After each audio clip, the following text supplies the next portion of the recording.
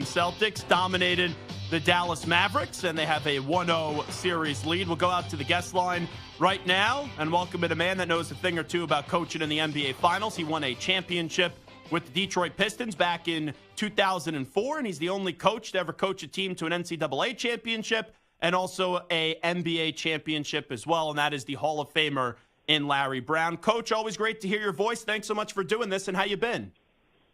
I'm good, Zach. I'm good. Well, I appreciate you coming on. You know, I was actually talking about your 2004 Pistons team last week because we were talking about some of our favorite teams to ever win a championship as we had that long layoff until the finals finally got underway. When you look back all these years later about coaching that group in Detroit that won it all, what comes back to mind and what made that group so special? Well, one, I was lucky to follow Rick Carlisle and then work for Joe Dumars and have an owner like, Bill Davidson. But, I took over 9 teams in the NBA. Only one had a winning record, and that was Detroit. And, the team had good values because they played for a good coach prior to us getting there. And, what I remember most is we split in L.A. That was the format 2-3-2, which is really not the best format, I think. We win game 1, and then we're up 3 in game 2 with limited seconds on the clock, and, Phil calls a timeout, and I tell the team I think we should foul. And they all look at me like I'm crazy, because we never hack-a-shack, Shaquille. We never fouled, to keep people from shooting a 3 to tie a game. But, we kind of knew Kobe's going to take the final shot, and he usually makes it. And they all looked at me and shook their head. No, we don't foul, Coach. And then I said, all right, what if they throw it to Shaq? And then they all looked around and said, all right, if they throw it to Shaq, we'll foul. And then they huddle up after that, and I knew they were saying, we ain't fouling. And then they threw it to Shaq, and Shaq hit Kobe. Kobe hit a 3, and we lose. So instead of going up 2-0, we're 1-1. And flying back, we got the fly charter, and the players were up front, and the coaches were back. And I went up, and I apologized to the team. I said, we should have fouled. It was my fault. And they all looked at me and told me to get back to my seat because we're not coming back to L.A. It's a wonderful story. The Hall of Famer Larry Brown here with us. Rasheed Wallace, I actually heard Andre Iguodala do an interview. It was 2-3 years ago with Dan Lebertard and Stu Gatz. And Andre Iguodala said if Rasheed Wallace played in today's NBA, he'd be a top 5 player. Is that something you agree with? Do you think Rasheed's game would have done even better in this era of the NBA? I thought he was a top 5 player when I had him. But, the game's changed so much. I don't know. I don't even really understand it, to be honest. When half the shots you take are 3-pointers, I kind of don't understand. But Rasheed, he's a lot like Anthony Davis.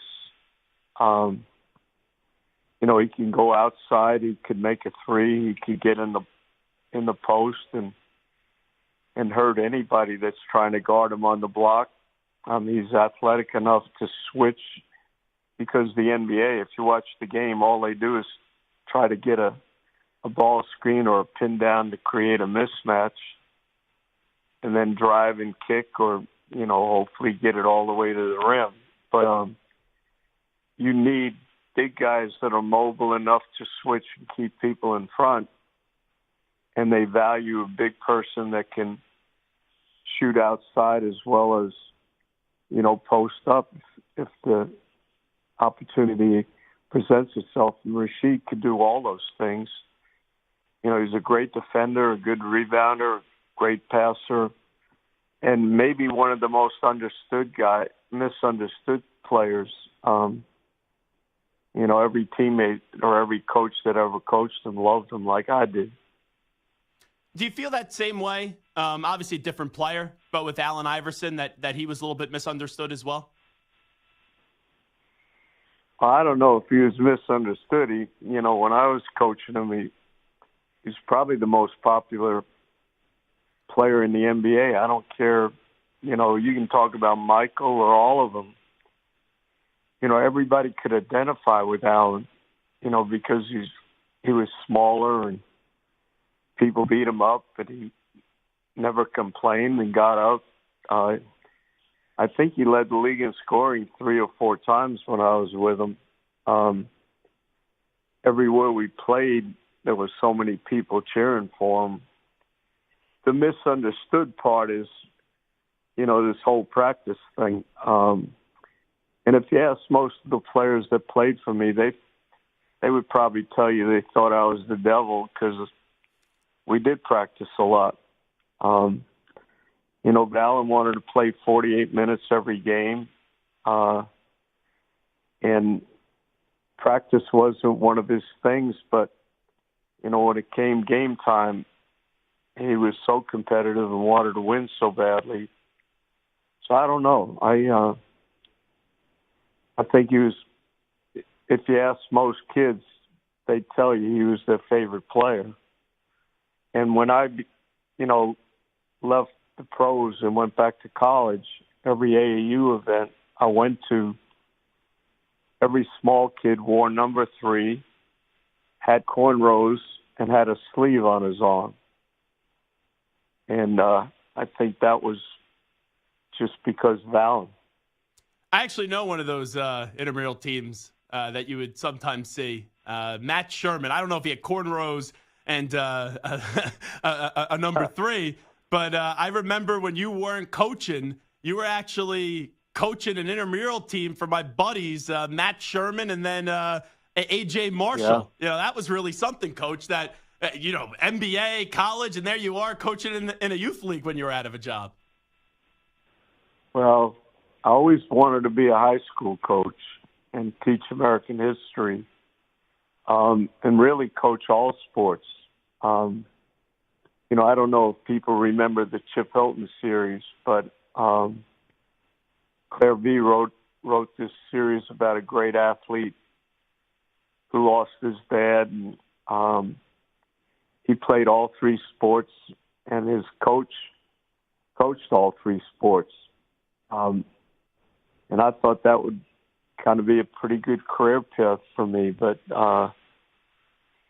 I was lucky. I played for some amazing coaches and had some amazing coaches sit next to me. And, my career kind of took a different path. But I think that the most fun I ever had in coaching, to be honest, was when I was Coach Smith's assistant, when they only had 2 assistants, and I got to coach the freshman team.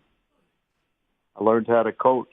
And I think that was a time in my life that I really, looked back on it and thought it was unbelievable. Now, if you're a college coach, you coach in pros. Mm-hmm. And I don't know how they're going to sustain that. I don't know how, these non-revenue sports are going to make it. And I don't know how you can follow a team because the personnel is going to change every year. It's going to be kind of crazy. With that being said, as the Hall of Famer Larry Brown is here with us, Dan Hurley has a decision to make. Do you leave UConn where you just won 2 national championships and go take the Laker job, or do you say, how would you react if Danny Hurley elected to go take the Lakers job? I don't think he would take it if we didn't have NIL and, the portal. I don't think he'd even consider it, to be honest. But it's so different now. I think when you see Coach Saban retire and you hear Tom Izzo's remarks I think it's not out of the question that he would consider it. I think it would be a huge plus for the Lakers and a huge loss for college basketball because, that whole family is pretty special. The dad doesn't get enough credit. Yeah, he might have been one of the greatest coaches ever and an unbelievable human being. But, I think we'd lose a lot losing Danny, to the NBA. But I couldn't blame him for leaving, because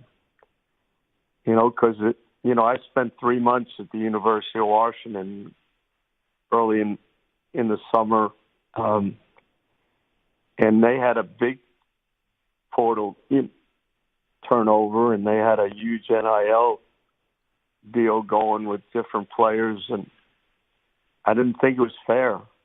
I don't, I'm not against kids making money.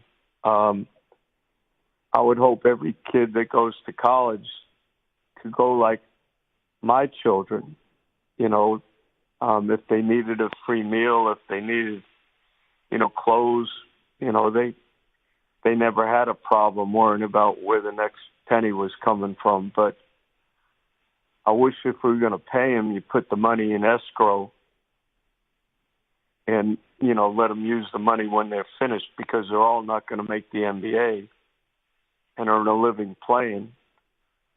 And the amount of money you make, with these NIL deals, if you spread it over the course of your life, it's not a lot of money. But each kid should be able to go to college and, be like a normal student.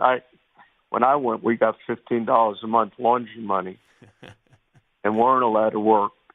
And when we got that $15 check, it was like hitting a home run. So now, some of these colleges, it's $15 couldn't even get you 2 slices of pizza now, Coach. Let's be real. Yeah. But your college education, when I was at SMU, it was $80,000 to go to SMU. You could get a Pell Grant. You could get a cost of living allowance. You could get a clothing allowance. You could work while you're going to school. The value of the education was unbelievable. You had health care. You had every opportunity going. And then getting a degree was huge. Now, if you transfer a lot of these schools, you need 60 hours to get a degree from school. You can't just transfer like to Wake Forest in your senior year and expect to get a degree. You're going to need 60 hours from Wake Forest, and I think that troubles me a little bit. Wrap it up with the Hall of Famer Larry Brown, who's kind enough to join us on the Zach Gelb Show. The question becomes, since Danny is a demanding coach and he has a bit of a quirky personality, how would that work coaching professionals? Do you think there would be a big adjustment for him if he did take the Lakers job? Yeah, it's an adjustment for everybody, going from college to pro. But the college game's becoming more and more like the pro game, the style of play. But he's a great coach. I think players, I don't want to talk too much, but, every time I took a new job, I tell my staff the first couple of days are really important because, we got to show the players we can coach, and they'll know after 2 practices whether we coach or not. And they said, oh, yeah, that's the most important thing. I said, no. The second thing is, we got to show them that, they can win with us. And they said, oh, yeah, that's really important. And then the third thing, I told them, if we do a good job with them, they'll know they can make more money. And they all said, oh, definitely, that's the most important. And I said, no, the most important thing is if we can show them that we care about them. And that'll trump everything. And I think Dan would have no problem showing them that. What was your takeaway, by the way, last night, NBA Finals, as the Celtics gave it pretty good to the Dallas Mavericks to go up 1-0? I play golf a lot, and all the caddies always ask me who I think is going to win. And I told everybody I thought Boston was great, but if they didn't have Porzingis, I thought that might be the difference. I thought Jason had Dallas playing great, but I thought Porzingis was kind of an X factor because I didn't know if Boston's depth was as good as maybe Dallas. But watching last night, that blew me away. He was sensational. Yeah, I was shocked how that game turned out. But, I think both coaches have done amazing jobs with those teams, and I think it's going to be a fun series. But if Porzingis plays that way, the depth of Boston is not an issue because, Horford either becomes a starter or a bench player, and that adds to their depth. So that might be a factor, but hopefully it'll be a great series. Last thing I'll ask you, Larry Brown. As you know, I lived in Philly for 7 years, and I know the weight your name still carries there. Embiid, we know what he is. He's a phenomenal player. Tyrese Maxey had a sensational season. The Sixers still trying to find that other guy to complete that team. Some people have talked about LeBron. I don't think LeBron is going there. How about your view on the future of the 76ers? Well, I was there for Allen's unveiling of the statue, which is too small. Yeah. Right? They needed to make that statue just a little bit bigger. Yeah, they ought to make it about 5'11", 160 pounds. But they got a great coach. They have good ownership. I think Harris is better than people think. They added some experience with Batum and Buddy Hield. I think they're a great team if Joel can stay in shape and keep from, being hurt. But, I love the future of the Sixers. When you have a guard that's growing like Maxey and then you have a center like Joel, you can fit in and find the right pieces. But they certainly have an unbelievable coach, and I hope they continue to do well. But think about it. Look at all the injuries the Knicks had. Yeah. I mean, Bogdanovich, Robinson, Randall. I mean, OG. It was unbelievable, and I'm not so sure if they were completely healthy that they might had a chance to win the championship.